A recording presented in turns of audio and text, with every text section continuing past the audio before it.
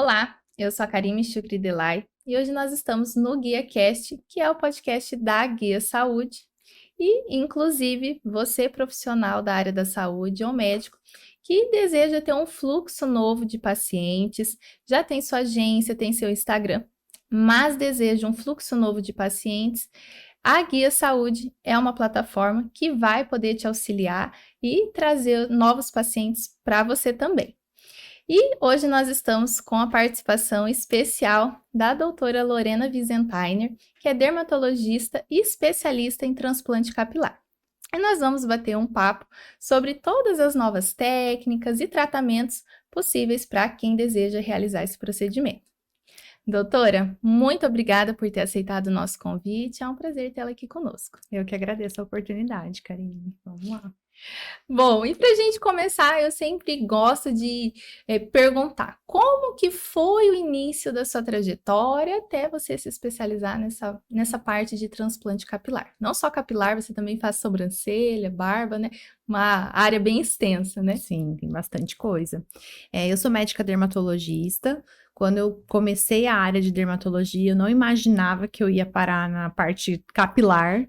Inclusive, eu fiz residência na Unicamp, que é um hospital-escola muito grande, e a parte capilar chegavam muitos casos já meio que fim de linha ali. Então, a experiência que a gente tinha, a visão que a gente tinha capilar, do que a gente poderia fazer, das possibilidades, eram muito diferentes do consultório do dia a dia.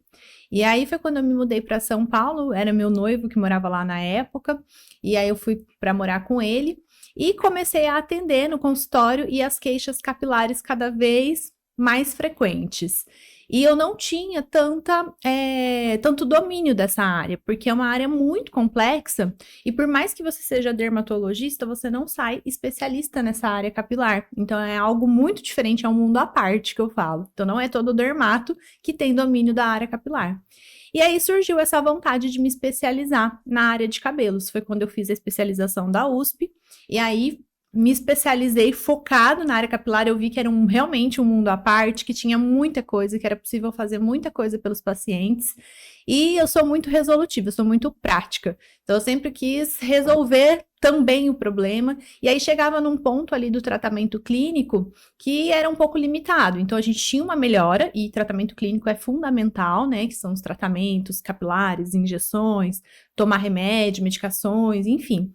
Só que tem um limite de melhora. E aí foi quando surgiu a grande oportunidade de entrar na área do transplante capilar. Então, eu tive a oportunidade de entrar numa clínica de transplante, e aí lá em São Paulo eu operei muito, então para mim, a minha curva de aprendizado foi muito rápida no transplante capilar, e me apaixonei, porque aí além do tratamento clínico eu conseguia proporcionar para os pacientes o tratamento cirúrgico, que é o transplante, eu falo que é o tiro de canhão, né, aquilo que vai dar um grande resultado.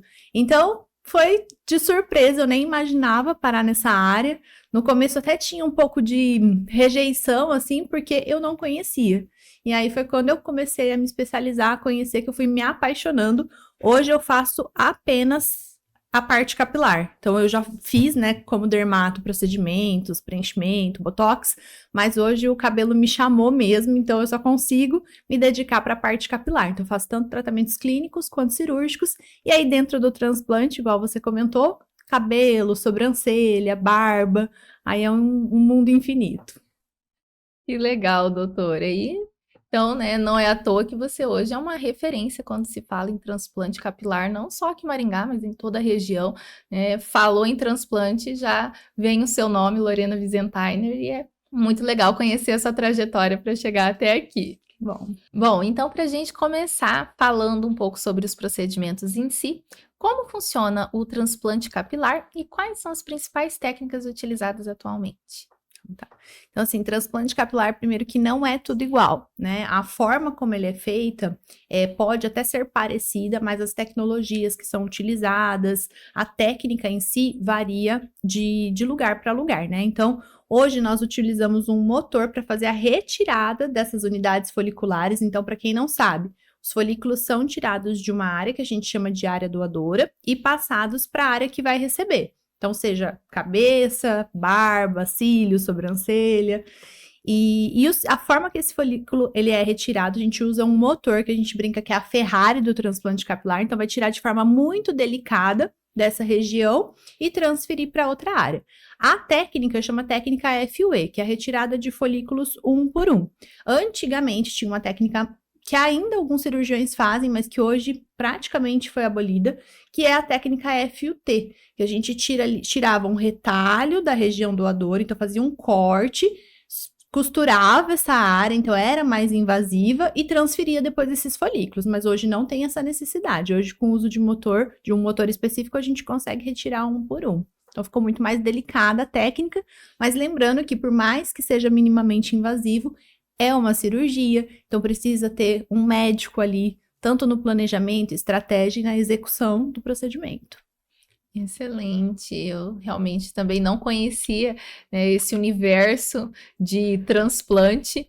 E além do transplante capilar, quais outros tratamentos você indica para melhorar a saúde dos fios e também do couro cabeludo?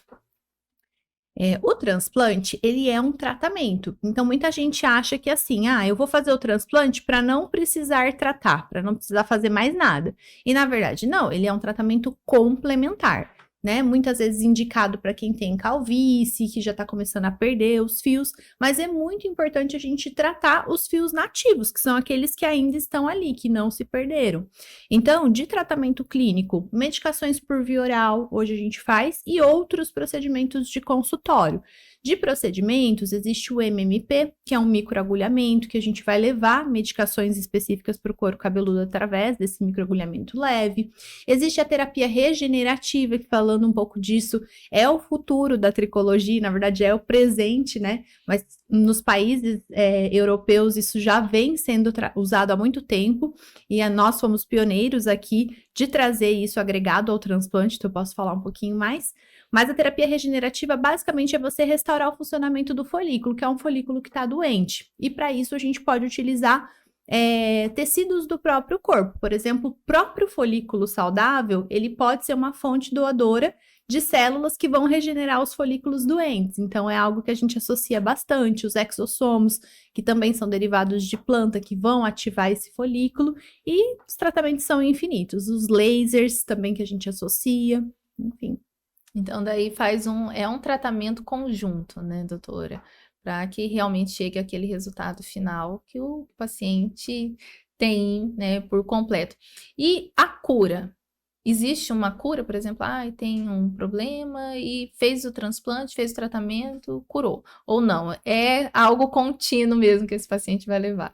Então, depende do que a pessoa tem. Eu falo assim, que a gente precisa de um diagnóstico para entender se a gente pode curar, se o tratamento ele vai ser limitado ou se vai ser para sempre. Então, falando de calvície, né, que é o mais comum, que é o afinamento dos fios. Tanto homens quanto mulheres podem ter calvície.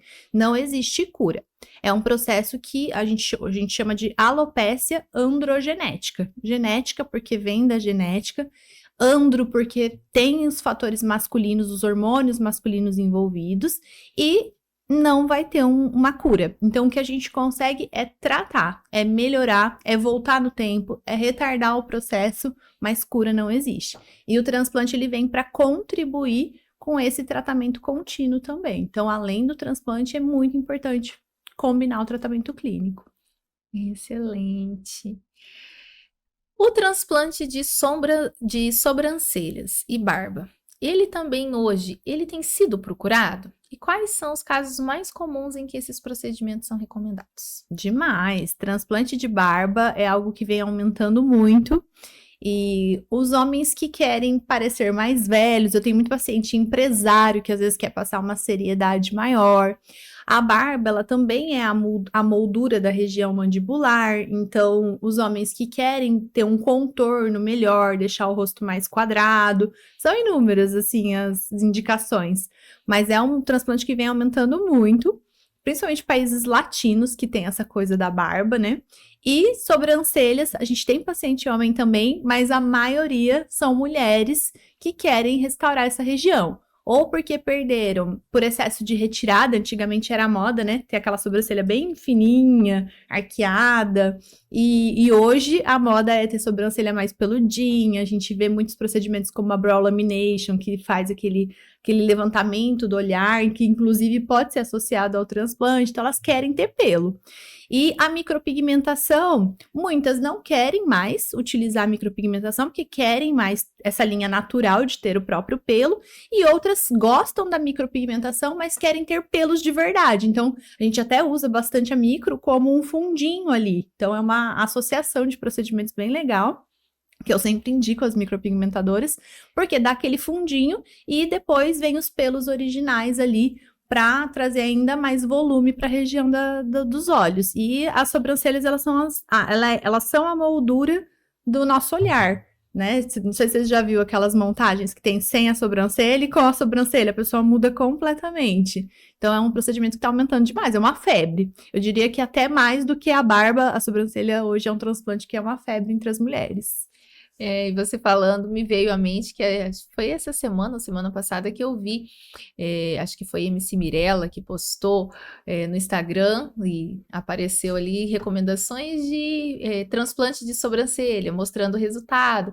Então, realmente algo que a gente nem ouvia falar, agora, né, já está sendo procurado e bem aceito aí pela mulherada. E é uma técnica super antiga, transplante de sobrancelha existe há muitos anos, mas voltou agora porque, e a gente está até à frente disso, nós começamos a revolucionar a técnica.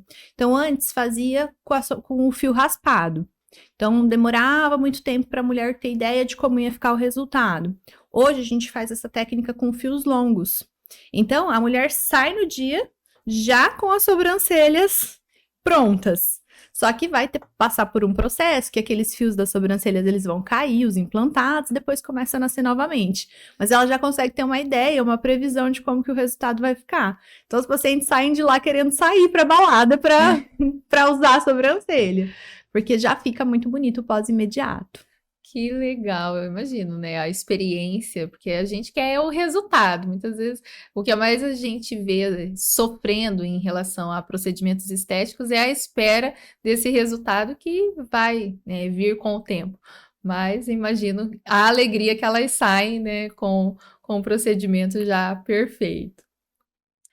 Bom, e quais cuidados o paciente deve tomar antes e depois do transplante capilar para garantir um bom resultado, ou de outros transplantes também, né?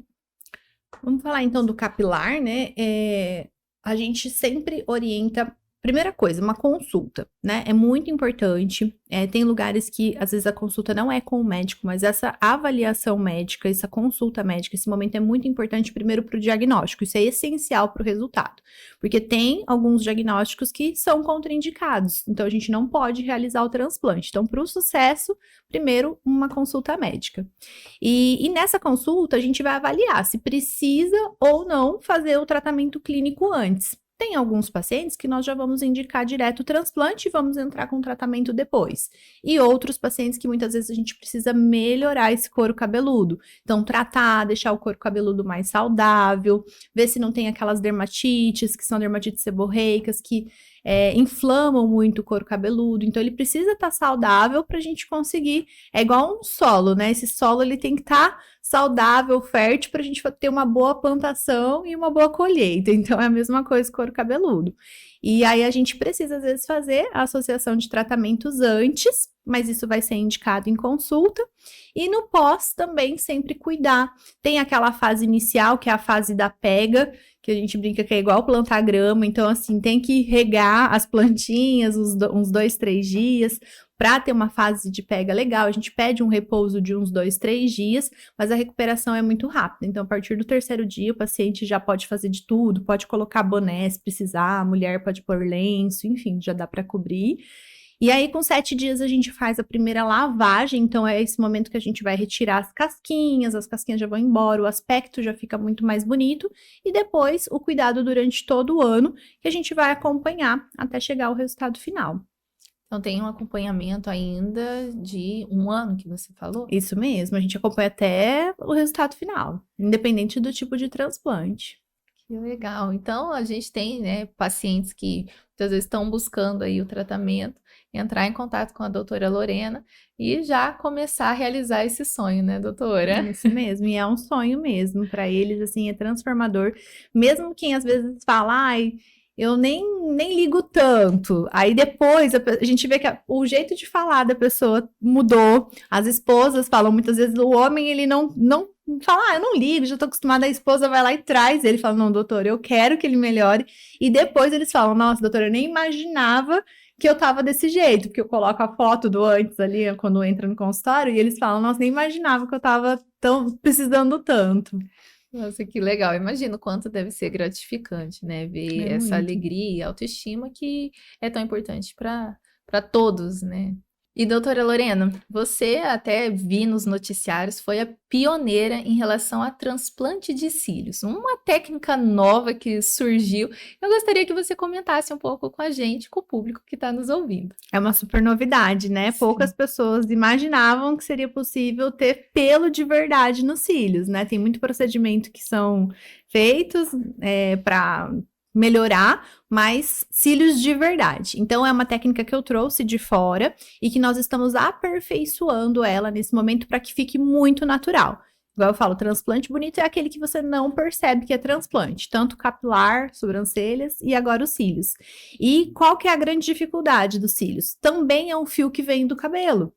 Então, o seu caso, por exemplo, que tem um cabelo mais enrolado, o seu fio vai ter uma curvatura que vai favorecer muito a região dos cílios. Mas mulheres que têm o cabelo muito liso, o fio vai ser mais liso. Então, a gente imitar essa curvatura, isso é na técnica de implantação, que é isso que eu tô aperfeiçoando. Então, eu trouxe a técnica de fora, mas estou aperfeiçoando para a gente ter um resultado ainda melhor. Nossa, que legal, uma super novidade, né? E muitas mulheres, como você falou, estão buscando essa técnica, porque o olhar, como você disse, é tudo, né? Então, Demais. que fique aí, né, uma nova opção para nós que desejamos aí melhorar o olhar também. Qual a diferença entre calvície hereditária e a queda de cabelo por outros fatores, como estresse ou falta de nutrientes? Então, a calvície, que é a alopecia androgenética, como o próprio nome fala, ela é genética e ela vai ter fatores hormonais, principalmente hormônio masculino, relacionado à sua evolução. E é algo contínuo, então a gente não tem uma cura, a gente sempre vai precisar tratar com tratamento clínico, quando necessário, o transplante, que é um tratamento complementar. Agora, a queda de cabelo, e muitas vezes a calvície não dá queda. Então, tem gente que acha que sempre vai ter queda, ai, tô ficando careca. Não, não quer dizer que você tem queda que você vai ficar careca, uma coisa não tem relação com a outra. A queda de cabelo, que é o eflúvio telógeno, né, o nome dela, pode ser algo temporário e pode ter uma causa. Então, as principais causas, por exemplo, na mulher, é ferritina baixa, então seu ferro pode estar baixo por excesso de menstruação, principalmente mulheres que têm fluxos mais intensos, e a gente não dá conta de consumir todo o ferro que a gente precisa. Então, é a causa mais comum. Interrupção de anticoncepcional, pós-parto, que é o clássico, né? Ganhou o bebê, 3 meses depois começa a ter queda e não foi a cesárea, não foi a anestesia que você precisou usar, não é a amamentação, é o fato do parto mesmo, porque na gestação a gente tem excesso de hormônio e depois no parto a gente vai ter aquela queda e isso vai favorecer. Deficiências nutricionais, então, além do ferro que eu comentei, outras vitaminas, anemia, tudo isso pode dar queda de cabelo, hipotireoidismo, então tem várias doenças que podem cursar com queda de cabelo. Então, muitas vezes, quando tem a queda, por que é importante ir ao médico, um médico especializado em cabelos? Para a gente entender qual é a causa. Tentar encontrar essa causa para corrigir. Não adianta só tratar o cabelo sem descobrir a causa, porque muitas vezes a causa está num exame de sangue que a gente vai detectar quando você for no consultório. E você falando, né, sobre esses fatores, você nesse atendimento clínico seu, você percebeu um aumento da procura por queda de cabelo após a Covid? Porque teve uma grande associação, existe essas sequelas até hoje ou não? Demais. A Covid tem 2 problemas. Ela pode causar o eflúvio, que é essa queda que eu falei, por conta de uma inflamação do couro cabeludo, mas ela também pode acelerar processos como a calvície. Então, ela também está relacionada às outras alopécias. A calvície, alopecia areata, que é uma doença autoimune do couro cabeludo. Não sei se você já viu algumas pessoas que abrem uma rodinha assim de falha. Você já viu alguma foto? Assim, é como em criança, até mais como em criança do que adulto, mas adulto também pode ter. Então, a pessoa abre uma rodinha de falha ali no couro cabeludo, isso chama alopecia areata. E aí é outro tratamento, não pode fazer transplante, é só tratamento clínico. E a COVID veio para acelerar esses processos e ser um gatilho para desencadear também outros tipos de alopecia. Então, demais. Foi um divisor de águas, assim, até hoje a gente sofre sequela disso. Tem um paciente que fala assim, doutora, depois que eu tive Covid, lá no começo, meu cabelo é outro, então começou a cair mais, eu comecei a ter falha, e sem contar outras coisas, né, além do cabelo que a Covid trouxe. Excelente colocação, doutora, porque a gente percebe muito, né, as pessoas comentando, cabelo caiu, tudo, e tem essa associação, né? O que faz de um paciente um bom candidato ao transplante capilar? Existe contraindicações, igual você falou? Existem contraindicações, então assim, quem que é aquele bom candidato? Um paciente que tem uma boa área doadora, e muitas vezes essa área doadora é da própria cabeça, mas ela pode ser outras fontes doadoras. Então, por exemplo, a gente pode tirar da barba pro couro cabeludo. A gente pode tirar do peito pro couro cabeludo. Vocês conhecem o Salsicha aqui de Maringá? O Salsicha, eu dou o exemplo dele porque ele foi um clássico de body hair transplante, que é o transplante com pelos corporais. A gente tirou muito do peito, ele tinha fios bem compridos na região do peito, para colocar no couro cabeludo, porque a área doadora dele não era tão boa. Então, a gente precisa ter fonte doadora, esse é o melhor candidato. Aqueles que já tentaram outros tratamentos, às vezes chegou ali no máximo do tratamento clínico, mas o transplante vem para complementar, e tem contraindicação sim. Então, se a pessoa não tiver fonte doadora, é uma contraindicação. Se ela tiver alguma doença do couro cabeludo, algumas doenças autoimunes, igual a areata que eu comentei, tem outras doenças que causam cicatrizes no couro cabeludo, que também são contraindicados. Então, a consulta ela é fundamental por causa disso. Por isso que a gente só consegue indicar o transplante depois que a pessoa foi ali no consultório, a gente avaliou o couro cabeludo e viu, tá tudo certo, então a gente pode ir para o transplante. Outra indicação bem comum também são mulheres que querem reduzir o tamanho da testa. Então, às vezes ela não tem doença nenhuma de couro cabeludo, não tem alopécia, nada, mas se incomodam muito com a região da testa. Ou tem algumas mulheres que têm entradinhas, que é constitucional, nasceram com as entradinhas e não gostam, ou uma curvatura maior e querem reduzir um transplante que fica lindo e substitui muito a cirurgia, aquela cirurgia de frontoplastia, que tem o corte, que às vezes a própria cicatriz da frontoplastia, a mulher precisa fazer o transplante depois, né? Então, algumas indicações assim fica maravilhoso.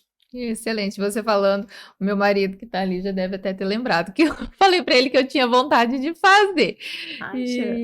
Te incomoda? Incomoda, e a gente sabe que então, né, tem essa oportunidade porque eu só sabia realmente de fazer a cirurgia que você comentou.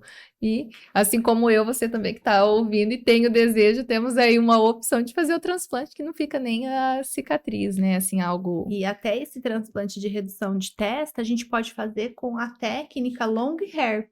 Então, sem necessidade de raspar. Igual a sobrancelha que a gente faz com o fio longo, no cabelo, quando são casos menores, por exemplo, só uma redução ali, a gente consegue fazer com o fio longo. Então, além de tudo, você não vai ter o couro cabeludo raspado, já vai sair com os fios implantados. Daí, claro, vai passar pelo processo de cair e depois esses fios começam a voltar, mas de forma muito natural. Que legal! E em quanto tempo os pacientes conseguem ver os resultados finais após esse transplante? Então, passou por esse período, queda, quando que ele começa a entender qual que vai ser o resultado final dele? Então, na fase inicial, a gente sempre vai ter a queda dos fios. Pode ser que não caiam todos os fios, mas por volta de um mês já vão ter caído os fios que a gente ia implantar. Depois disso, começa a crescer em torno de uns 4 a 5 meses e o resultado mesmo a gente vai ter com 1 ano. Independente do transplante. Sobrancelha, como os fios são mais curtos, às vezes lá pelo 8º, 9º mês, a mulher já vê o resultado final praticamente. mas em geral, vamos colocar 1 ano, porque daí cresceu tudo que tinha para crescer e é quando a gente consegue saber como que ficou. Que legal. Bom, e os transplantes de barba e sobrancelha seguem os mesmos princípios do transplante capilar ou existem particularidades nesses procedimentos? Algumas coisas mudam, então, por exemplo, de sobrancelha, apesar de que todos eu faço com um médico anestesista em sala, com sedação, para dar conforto, então as pessoas não sentem o processo acontecendo. Mas tem o tempo do procedimento, sobrancelha é um tempo mais curto, por volta de umas 4 horas de procedimento.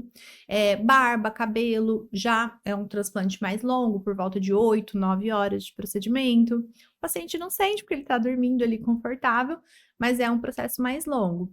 E de particularidade é mais a região mesmo, então a sobrancelha é a região dos olhos, né? Então acaba que o pós é mais tranquilo, apesar de ser nessa região, o pós é bem mais tranquilo, porque a gente já faz com o fio longo, não tem casquinha as sobrancelhas, porque a gente tira a parte da pelinha que forma a casquinha, então é mais tranquilo. E o cabelo tem aquela primeira semaninha ali das casquinhas, quando a gente faz a técnica raspada, né? Então essa também seria a diferença, a gente raspa para fazer o cabelo. E aí vai ter aquele pós de casquinha, mas depois de uma semana também as casquinhas já vão embora. Então, algumas diferenças, mas basicamente em relação ao resultado, ao tempo de resultado, é parecido. E só surgiu uma dúvida. Esse procedimento, então, é realizado lá no consultório ou não? Esse paciente vai para o centro cirúrgico? Como que é? É que hoje nós temos centro cirúrgico no consultório. Inclusive, a gente está construindo um hospital aqui em Maringá. É um hospital que vão contar com 3 salas cirúrgicas. E o ideal é que seja feito dentro de uma sala cirúrgica estruturada, com tudo que é necessário para uma sala cirúrgica. Então, não é feito dentro do consultório, não. Excelente. Bom, agora a gente vai, doutora, para um jogo de perguntas rápidas. Alerta máximo. Qual o maior erro que as pessoas cometem ao lidar com a queda de cabelo sem orientação médica? Maior erro em relação à queda de cabelo são receitas caseiras, então sem tratamento específico, porque cabelo pode refletir algo que está acontecendo no seu organismo, uma deficiência de vitamina, uma doença, um hipotireoidismo. Então, o maior erro é tentar tratar sozinho ou usando a receita do vizinho, que é pior, e não entender o que está acontecendo com você. Mito ou verdade? Os fios transplantados podem cair após o procedimento e não voltar a crescer. Se não for feito o diagnóstico correto ou a técnica correta, isso pode acontecer sim. Então, por isso, um bom diagnóstico, mas quando uma técnica é bem utilizada, esses fios não vão cair e não voltar a crescer. Eles vão cair naquela fase inicial que a gente falou, mas depois vão voltar a crescer normalmente. Você sabia? O cabelo transplantado, ele é permanente porque os fios são retirados de áreas geneticamente resistentes à queda, como a nuca. Isso mesmo. Então, como os fios vêm dessa região, que é uma região preservada, esse cabelo ele é permanente, a não ser que a pessoa tenha afinamento da área doadora. Aí ele pode afinar com o tempo. Bom, agora a gente vai para as perguntas de pacientes reais que enviaram as perguntas para a Guia Saúde diretamente para você. Então, você pode compartilhar um caso marcante em que o transplante capilar transformou a vida de um paciente? Quem trouxe ele foi a esposa, na consulta, e ela falou assim: doutora, eu sou casada há mais de 30 anos com ele, e a gente estava numa festa e eu fiz um comentário sobre a careca dele. E ele era careca, assim, total, sabe? Então, na família era muito comum as pessoas falarem sobre isso e tudo bem. E ele sempre dava risada. E aí, nesse dia, a esposa comentou, fez alguma brincadeira em relação à careca. E ele falou assim: você sabia que eu não gosto de ser careca? E ela ficou assim, chocada, porque ela falou: meu Deus, eu tô com ele há 30 anos, ele já era careca desde que a gente se conheceu. E aí ela falou: não, então agora eu vou te dar um transplante capilar de presente. E ela chegou lá, já estava certo que ele ia fazer, era mais para eu avaliar. E assim, foi a realização de um sonho muito grande dele, que era algo que incomodava muito, que ninguém da família sabia, nem a esposa, que era a pessoa mais próxima.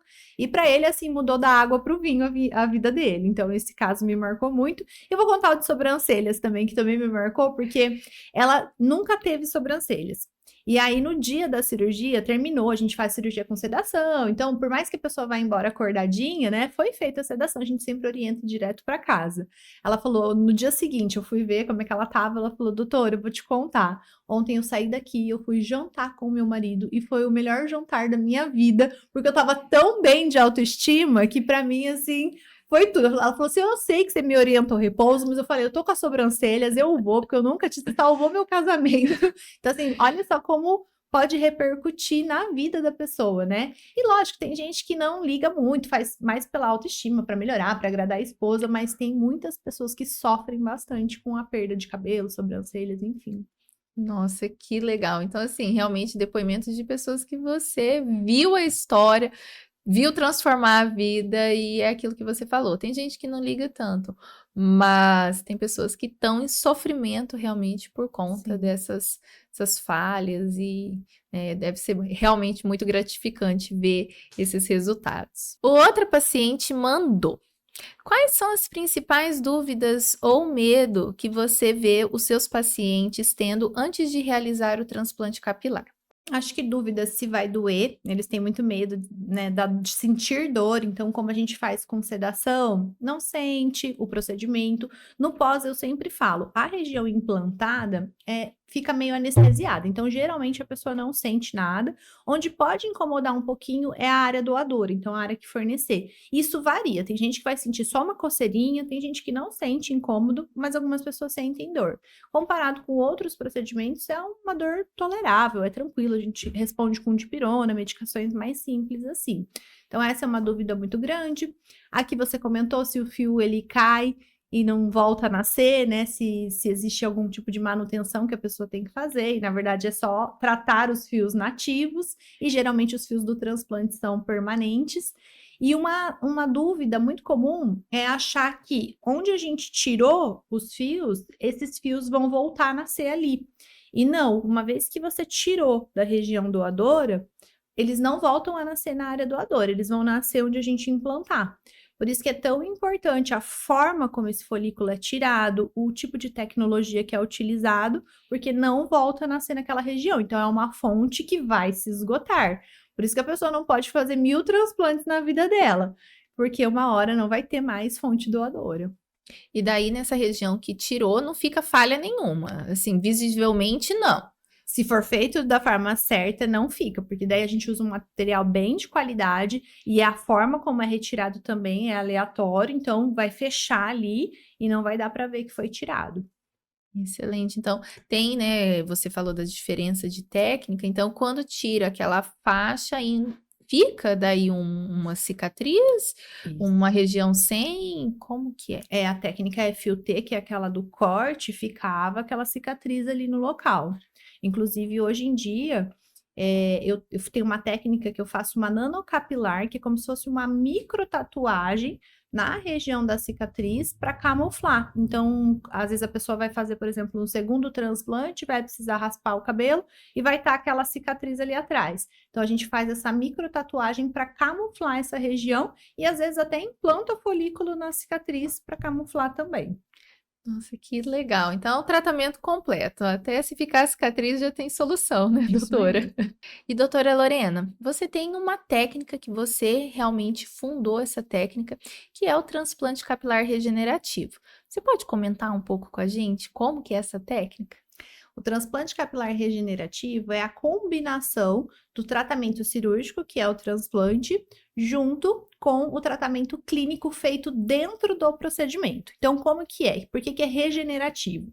Nós vamos separar alguns folículos da área doadora, fazer a extração de células, que são células que vão estimular a formação de novos cabelos.